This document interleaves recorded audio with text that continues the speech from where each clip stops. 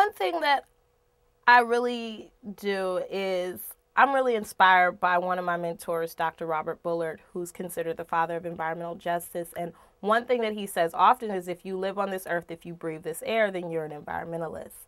And so I come from that tactic and that school of thought where everything that you do is connected to the environment in some capacity. So one of the trainings that I like to do the most is that I will ask people what they're interested in already and then give them case studies directly connected to what they're interested in and show how environmental justice impacts that specific situation.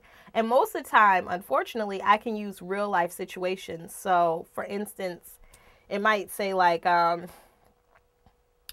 what does, you might be interested in gentrification. That's your issue that you're important in. So I'm going to give you a case study directly connecting gentrification to environmental justice and urban sprawl and access to resources like transportation and jobs, because those are environmental justice issues. The ability to get from point A to point B in your environment, that's an environmental justice issue. Or where you're placing people when you deal with gentrification. Oftentimes people go from one environmental justice hazard in a city to another environmental justice hazard where it's a suburban area that was built for new homeowners or low-income residents, and it's built on top of a landfill or on top of another environmental hazard. So that happens a lot, and we just try and connect it directly to what they're interested in. And it doesn't even have to be a cause. It could just be like, you like riding around in your car bumping your music, so let me connect this to the environment.